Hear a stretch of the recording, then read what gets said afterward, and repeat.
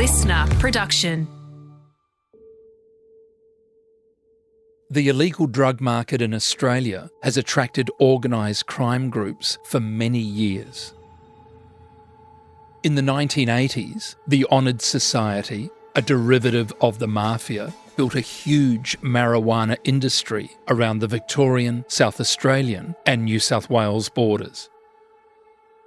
They would coerce local farmers to plant the drugs in their vineyards, evading aerial surveillance deployed by the police to spot the plants. Ray Shuey was a young detective at the time, working with an undercover team buying 50-kilo bags of drugs directly from the source.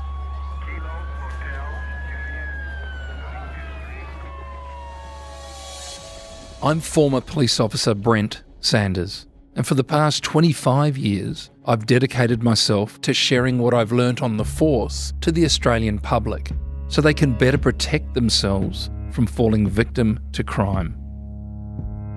So with the help of some of the most respected current and former detectives and high-ranking law enforcement agents, we're going to pull back the curtain on what life is like on the force and what they've learned about how crime and criminals really work. These are real stories from real detectives. Granger was a heroin dealer operating in Victoria. As a drug squad detective, we had a number of undercover people operating around St Kilda area, and we received a lot of information from some of the street girls down there because heroin was pretty prolific being dealt with in the streets. And one of our undercover operatives, Johnny Reese, he was previously in the Special Operations Group, an excellent marksman, but he was discharged from there because he had hearing problems, and he had long hair and looked like a good druggie, and was able to get a lot of information and work with the girls down at St Kilda. So we received the information that Jeffrey William Granger from Christmas Hills was dealing heroin straight to the girls at St Kilda in Fitzroy Street and other streets in St Kilda. So we took out a warrant and we had the team all organised, and we knew that they'd received a shipment the night before. So our team consisted of drug squad and a few of our boys from the dog squad, and that made up the team. So when we hit the place, we were a little bit too slow in the early morning raid, and Granger actually had the heroin in a dish near his bed, hopped straight out of bed and diced the heroin down the toilet. So about a pound or so of heroin went down the toilet. So he was smarting then because he thought he'd beaten us and we didn't have any evidence. But in a search of the house, we found a lot of information, including small amounts of heroin, a fair amount of marijuana, and in the incinerator out the backyard we found a lot of burnt condoms that had been used to directly import heroin from Thailand. So we seized all these exhibits, including some cash and other amounts of drugs all throughout the house, and we found a loaded pistol underneath the bassinet mattress. And eventually we got to discussing it with him, and bringing back to my previous history in Victoria Police, I'd been through cadets and I was a qualified shorthand typist as well as a few other things in drug investigations. So he decided he was going to be smart and tell us all how he beat us and how he did the importation and all this sort of thing. So while we just let him talk, and he was talking about how the importation was done, the guy swallowed the condoms with the heroin, and they put it out into the bowl that night and had it ready to go. And then they tossed the condoms in the incinerator and lit the paper, and so it went inside. So it didn't all burn, so we had a fair amount of evidence there. There was a new bike in the shed, motorbike, an Italian bike, there was payment for the courier in the transaction coming from overseas. So this was a big deal from his point of view. We didn't realise we'd hit the jackpot with a direct importer. So we thought we're just going for one in the hierarchy within Victoria. So we eventually took him back, charged him with importation of heroin, possession of a pistol. He was smart, thought he would get away with it because we didn't have the bulk of the evidence. So interestingly, in the charges, when they proceeded to committal stage, that was done at Prahran Magistrates Court, and we had about 20 exhibits, including airline tickets and et cetera, that really tied him in a knot. And it came to the confessional stage, but he made no comment during the record of interview. So, and then we produced the evidence of all how he did it and why he did it and all this sort of information. And they challenged the whole evidence, saying, well, you couldn't possibly have taken all this down because you couldn't keep up with him. But I then produced about 20 or 25 pages of shorthand notes, which became evidence in the hearing. It then went for trial automatically, and we had 3 attempts to get a conviction through the judge and jury system. The first attempt was aborted because they had a voir dire, and in the voir dire we weren't allowed to mention anything about the pistol because that wasn't used within the transactions that we were dealing with. My corroborator, who was giving his evidence just at the final stages, gave the explanation of what was going to happen to him. This is in the initial interview. Said you're going to be charged with importation of heroin, possession of marijuana, etc., and possession of a pistol. And the judge automatically discharged the jury because the jury weren't to know that the pistol was involved in this particular exercise. Ray, you mentioned the term voir dire. Can you just explain what that term means in the courtroom context? Yes, that's a hearing outside of the jury, so the jury doesn't get to hear any of the discussion between the legal people in the system, the police officers, and they can exclude evidence, any type of evidence, for whatever reason. So basically it's a hearing without the jury, and it's sacrosanct in the courts because you're not allowed to breach that, and unfortunately we did. But the issue was that because the possession of a pistol was basically a different summary offence as opposed to importation of heroin, which was an indictable offence triable by judge and jury, and they didn't want to mix the two. The defence was very keen to make sure that the offender wasn't seen as a violent person.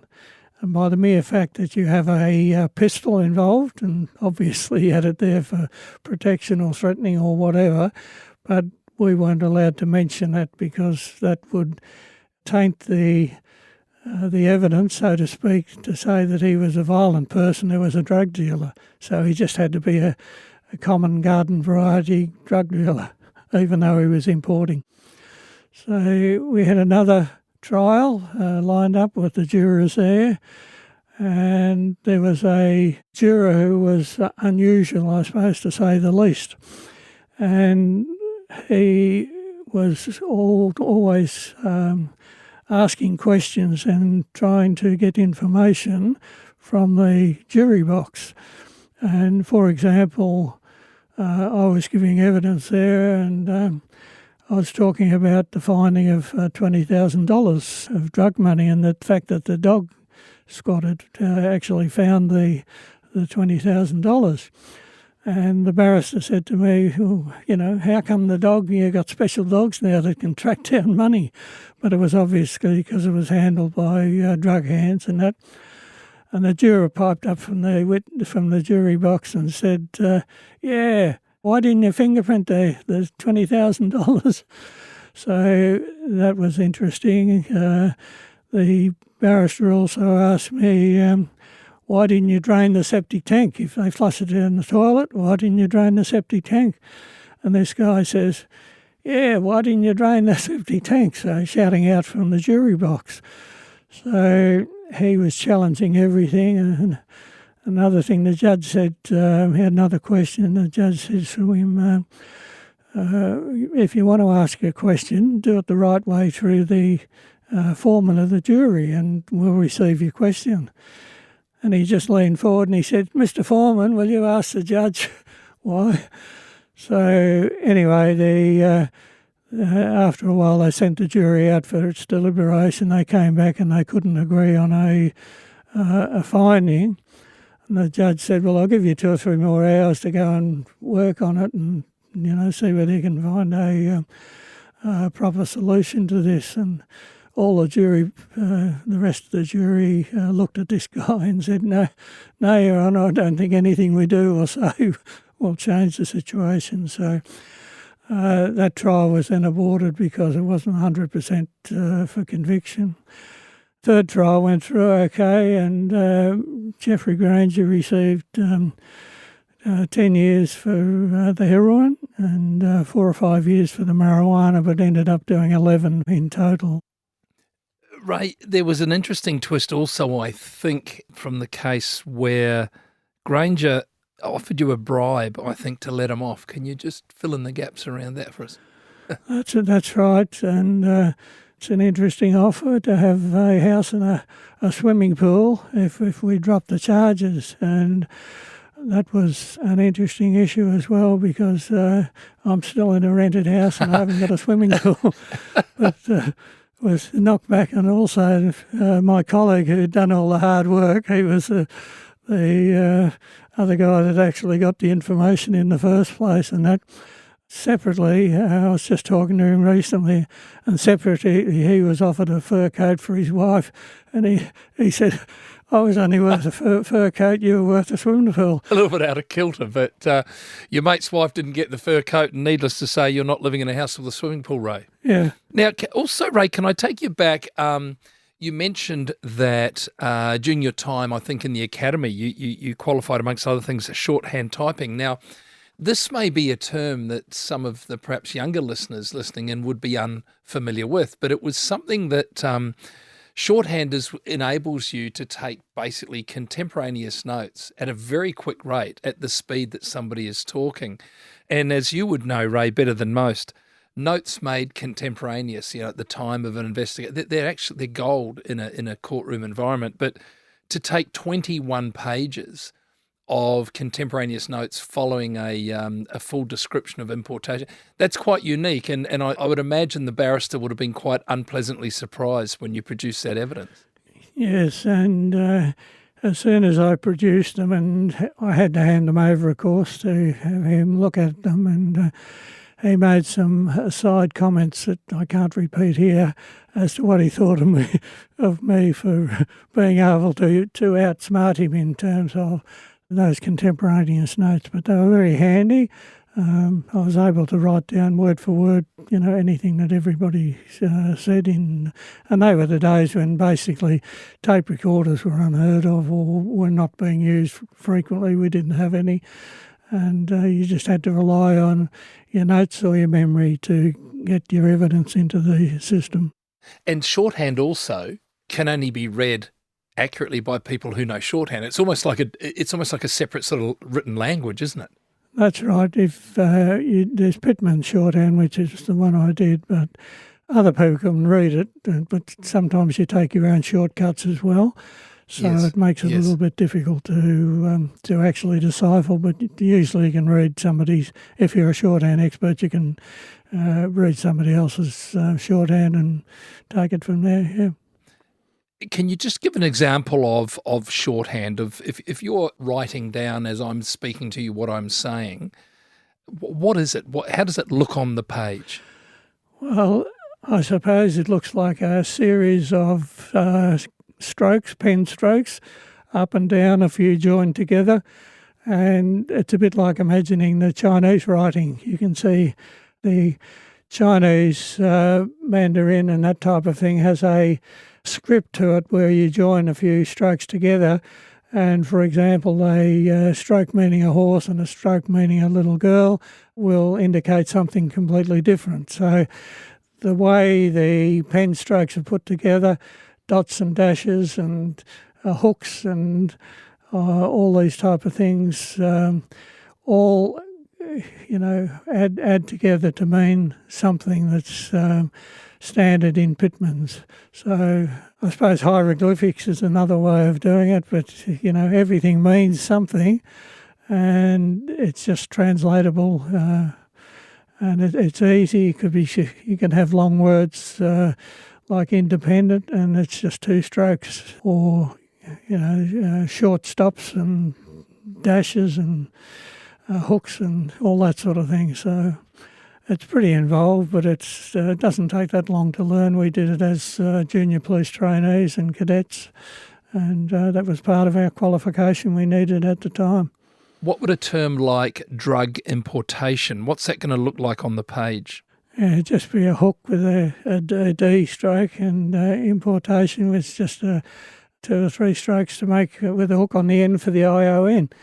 So, and it was also beneficial when I was doing my studies part-time, because you could go to the lectures and usually only grab 1 or 2 words out of a sentence that the lecturer is talking about, but you can take the whole lot and take it home and digest it and type it out, and you got the full notes.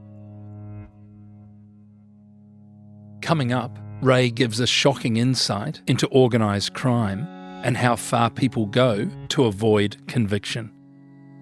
Flannery was paid $50,000 to actually do the hit, with a $50,000 if he was successful. So it was $100,000 to actually get rid of the star witness in this particular case.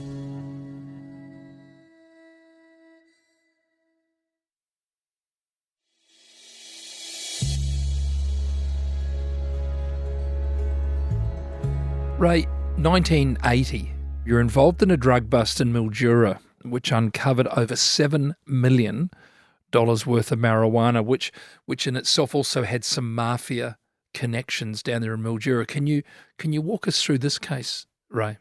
The Honoured Society, which was a Mafia derivative, were operating all across the Riverina area, Mildura through Swan Hill, Robinvale, and they were organising the vineyard owners to plant marijuana and avoid detection by planting the marijuana in with the grapes.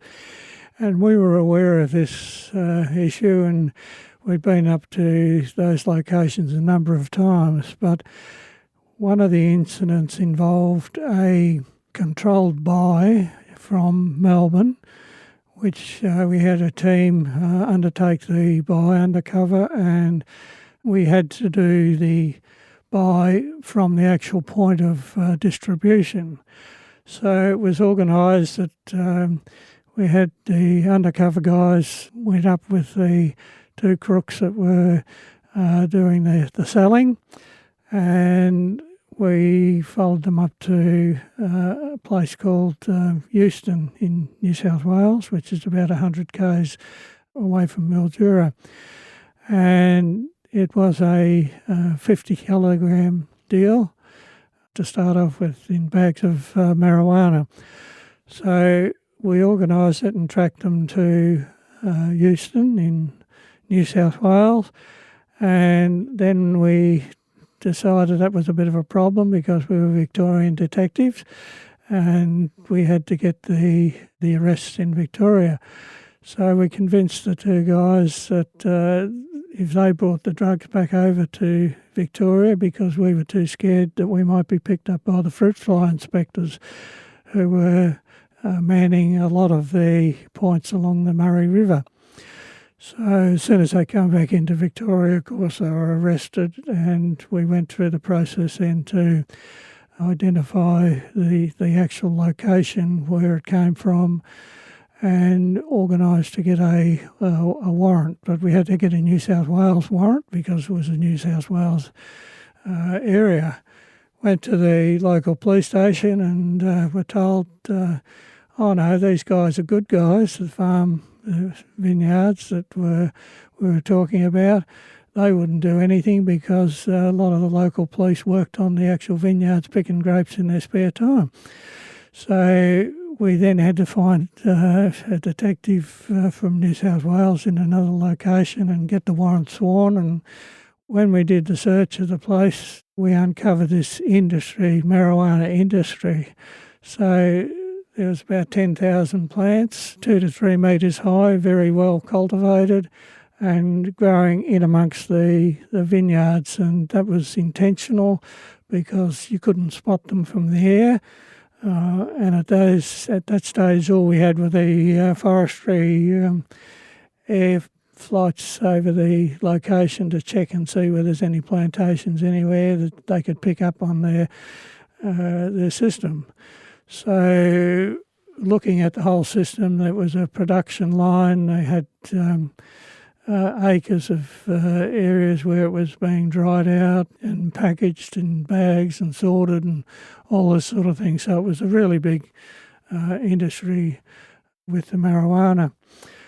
A couple of issues that came out of that was the farm, the vineyard owners, and we did a number of other properties up there as well and found, other properties with marijuana. But the guys who were the growers received a couple of years, 2.5 years imprisonment for that, but they wouldn't declare who or why, what was happening and why they were the dealers. They were thankful that they were caught because what was happening with the honoured society is they were actually coercing the owners of these properties to actually grow the marijuana. And if they didn't, their wives and kids and girls would be threatened.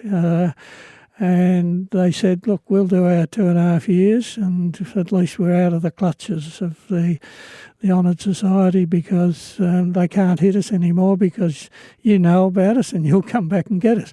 So it was a high risk for them, but they just felt relief, which is unusual for anybody who's caught, dealing this type of drugs, that they would actually be thankful, I suppose, because there was no other way of getting out of this without having to continually be a grower and distributor of marijuana. So it was really rife, and just after the incidents in Griffiths, New South Wales, where there was a whole lot of issues with the Mafia up there as well.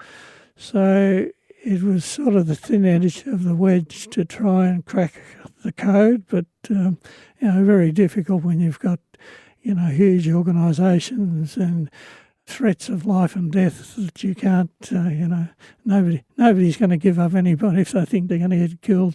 So that's a different type of aspect in the drug environment. And it's interesting, isn't it? Ray, you would know better than most. I've had the privilege of having a number of ex-police on the other side of the desk here talking about, areas like St Kilda and things like that, how the situation is different, but it's the same. Different drugs, a different time, same sort of issues, but just different players. And as you say, back in the day, the street drugs were very much heroin in Australia. That's perhaps been superseded now by methamphetamines and things. Same principle. And in behind this, always a lot of gangland connections, aren't there, with regards to importation, distribution, that type of thing? Yeah, it's big money involved in the drug trade, and they say crime doesn't pay, but the hours are pretty good for what you get out of it. You mentioned also, Ray, that, Mildura, as we know, or some may not, is right there on the border of New South Wales and Victoria, and you sort of got that crossing border, and this brings up, doesn't it, issues of jurisdiction between New South Wales and Victoria, and having to sort of entice those individuals across the border so that you as Victorian police can execute warrants and make arrests, which you couldn't do on the New South Wales side of the border. This is an interesting thing, isn't it, that there's this sort of line in the road where once you cross it, you'll no longer have the powers of arrest and things such as this. That's right. Most of the police stations along the border have dual authority. So, and that's for Mildura and, Robinvale, all the way down Swan Hill, Albury, Wodonga. But it's a sensitive issue when you've got detectives coming from Melbourne. And you normally had to get sworn in as a New South Wales police officer, but you can't do that if you don't know where you're going, and that's a different issue. So it just complicates the whole process. Ray, interesting, isn't it, our time, as time goes on and trends change and everything else. We look at, for example, marijuana now, not perhaps the taboo drug that it was in the 80s. In fact, you have places like the ACT where personal use and things such as that. Interestingly now, I think, Ray, we find that just straight tobacco as a plantation, that there's probably as big or not even bigger a market with regards to the black market for infiltrating through the black market tobacco into the system. What are your thoughts on that, and how has that become a plantation of choice by those that are looking to earn a bit of a quick buck off the side? If you look back in history with tobacco, it's always been an issue where people can have chop, the tobacco, and it's always been around as a preference, cheap smoke for people who are addicted to smoking. So the government, in its attempt to eliminate smoking or reduce smoking, have just increased the taxes on the cigarettes. So you currently put the price up to about $50 a packet of cigarettes, and instantly you create a diversion black market. So the thing that we consider in any issue of law enforcement or that is, what are the displacement effects? And we ask, why doesn't the government, with any move they do, look at what the displacement effect will be? And you can't help but think that the whole system of increased taxing to make it out of the reach of most people will create a black market. And it happens overseas with anything that they do. You ban something, you automatically get a black market that sits behind it. So it should be part of the strategy to address it. So what we've got now is huge profits being available through the importation of tobacco and the transition of tobacco across states. Of course, it's illegal. The fines are only minimal. And again, they get mules to do the transactions as well, the same as you do with the drug trade, but the risks are not as great. And we have automatically a system that is now controlled by bikies and other gang members. And of course, you have the big heavy-handed standover tactics where we've got a large number of fire bombings around the city, and that's to keep the owners who are selling the tobacco, trying to keep them in check and can be controlled by these distribution networks. So, and this is, we had the wake-up call, 4 or 5 years ago when this started to be recognised, and legislation on that is always tardy because you've got to work through this, and tobacco's not harmful and all this sort of thing. And what you're doing is creating a whole lot of people who would normally not be doing anything underhanded. They just want a packet of smokes, or they want to keep smoking, but they don't want to pay $50 for a packet of cigarettes. So they will automatically drift towards cheaper options, and that's available in the pubs around town. Anywhere you can get, anything from chop, roll your own, or all legitimate cigarettes that have been in. And also you watch the number of people who come in from overseas with a bucket load full of cigarettes, case load full of cigarettes. And you say, why are they doing this? Well, are they real crooks, or are they just trying to maximise a few dollars in the system? So even though it's illegal, they will still, follow up with that sort of thing. So I think sometimes we make offenders out of people who are generally law-abiding, and we also feed the bikies and the gangland people who want to take advantage of weak government legislation. Ray, if I could take you to 1982 or thereabouts, you're working within the prosecution division, Victorian Police. You're involved in a case around a $110,000 heroin deal. Can you walk us through this case and your involvement around that, Ray? Yes, that again was with a notorious heroin dealer, Alan David Williams, and there was a controlled buy set up in Melbourne, and we had organised, or the drug squad had organised for an undercover operative from New South Wales to come in, and that was Michael Drury, or Mick Drury, and Mick was a pretend New Zealand import, and a guy who'd come down specially to Melbourne to do this $110,000 deal with Alan Williams. It was arranged to do the deal at the old Melbourne Motor Inn, and everything was set up, and Mick Drury had to meet Williams and do the transaction. So it was organised that as soon as Mick was aware that the heroin was in the car that Alan Williams was in, then he would signal and the team would move in and arrest Williams, and we'd have our case automatically signed, sealed and delivered, so to speak. So it was a little bit sensitive because Mick appreciated that the heroin was there visible, but Alan Williams wanted him to get in the car, and Mick didn't want to get in the car because once you get in there, you don't know what's going to happen and all this sort of thing. So there was a bit of distrust between Williams and Drury, and Drury gave the signal for the team to move in, and they came in very quickly, but Williams was very toey, or very sensitive to the fact that it could have been a setup, and he escaped through the net and ditched the heroin and escaped through Melbourne University and got away. So he was eventually arrested in South Australia, and we presented him for trial at the Melbourne Magistrates Court. Mick Drury was the only, always a star witness, because he did the transaction, was doing the transaction face to face, and was able to positively identify Williams as the offender.